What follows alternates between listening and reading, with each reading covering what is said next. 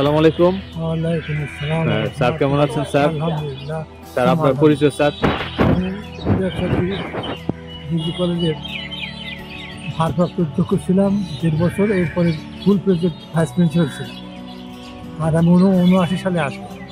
হ্যাঁ, 79 সালে এই কলেজে যোগদান করি। আচ্ছা, মরহুম ডাক্তার আজিজুর রহমান সম্পর্কে আপনি কি জানেন স্যার? ডাক্তার আপনার স্মৃতিচারণ করেন। সম্পর্কে আমাদের খুব মনে পড়ে। আমাদের একজন হিতার্থী ছিলেন। আমাদের কলেজের ব্যাপারে এমনিও আমরা বিকেলে ওখানে এখানে বসতাম। চেম্বারটা ছিল না, এখনও যেটা আছে সেটা আমরা বসতাম। উনি আমাদের কলেজের সদস্য ছিলেন। উনি যতদিন ছিলেন এবং এছাড়া আর একটা বিশেষ দায়িত্ব ছিল, কলেজের যে অ্যাকাউন্ট ছিল সেই অ্যাকাউন্ট শুধু প্রিন্সিপাল এবং মরহুম ডক্টর আজিজুর রহমানের যৌথ স্বাক্ষরে টাকা উঠত।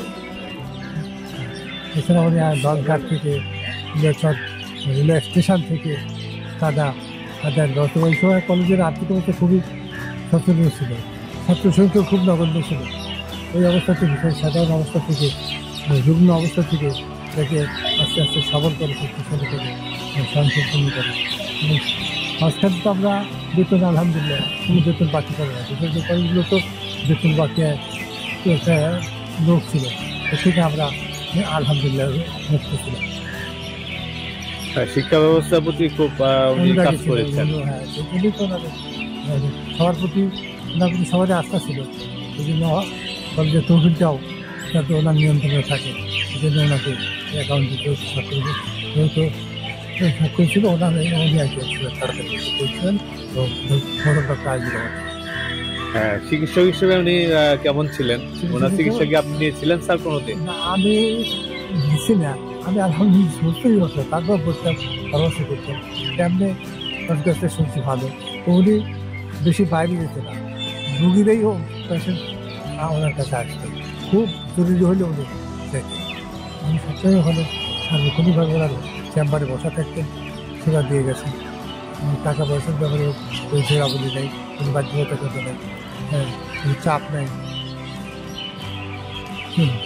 পরিষেবার যেমন হিতার্থীগুলো সেবা দিয়ে গেছে, চিকিৎসা সেবা দিয়ে গেছে। এটা কতদিন আগের ঘটনা স্যার? আজ থেকে তো 43 বছর 44 বছর আগের কথা। হ্যাঁ, মানুষে ওনার জন্য কি স্মৃতিচারণ করেন এখন? হ্যাঁ, আলহামদুলিল্লাহ। কিভাবে করেন স্যার? আপনার কোনো অভিজ্ঞতা আছে? হ্যাঁ, আমরা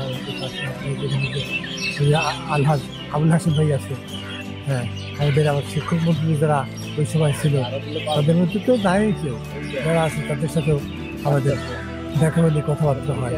আমাদের কী অবস্থা ছিল কলেজে, সেই কলেজে আছে এখন সরকারি কলেজে উন্নতি হয়েছে,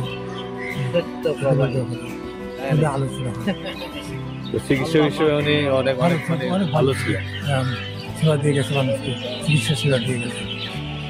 তো ধন্যবাদ স্যার। আসসালামু আলাইকুম। ধন্যবাদ।